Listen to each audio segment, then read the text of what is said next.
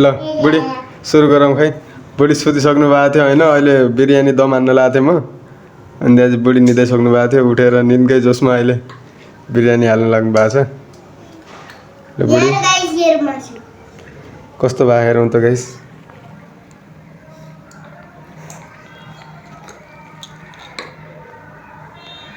अब त्यति खासै नभए पनि मलाई थ्याङ्क यू हो गाइस सुरु गरौँ है के कस्तो भयो हेरौँ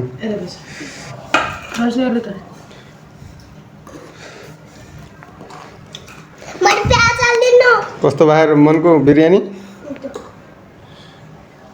खाइ छैन मिठो छ भन्ने त्यस्तो छैन पहिला ल गाइस अस्ति बनाएको हामीले एक बिरयानी अनि आज चाहिँ चिकन बिरयानी बनायो होइन अनि पहिला खानु खै ल गाइस तातो छ छोरी फ्यान चलाउँदै हेर्नु त गाइस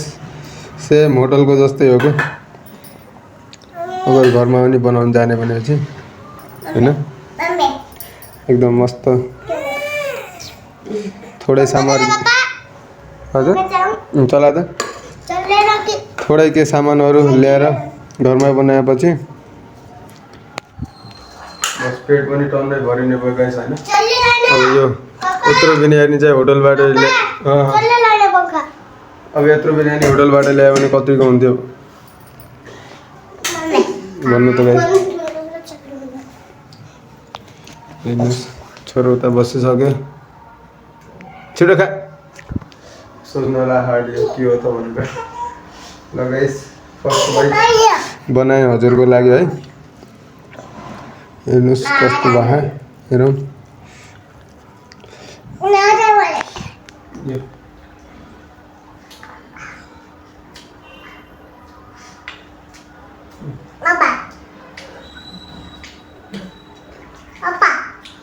मेरो मुखको खुसीले नै हजुरले थाहा पाउनु भयो होला कस्तो भइसक्यो होइन बिरयानी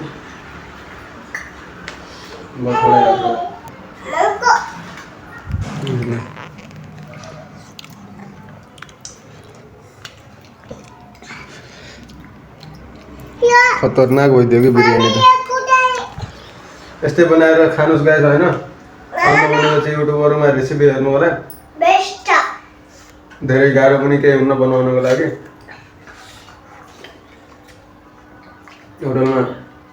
200 150 रुपियाँ सिङ्गल यति आउँछ 2 प्लेटमा जति छ त्यति अनि मैले मासु सामानहरू सब मिलाएर समथिङ 2-2.5 सयको बिचमा सामानहरू सबै आयो यहाँनिर अहिले पेट भरेर सबलाई पुग्ने भयो अझ पुरा भरेरै छ त्यो फेरि बेलुका खानु पर्ला त्यही भएर अहिले एकदमै बनाइदिएको क्या बनाउने फेरि थोरै खायो भने चाहिँ मन भर्ने हिसाबले खानुपर्छ गाइस होइन त्यही भएर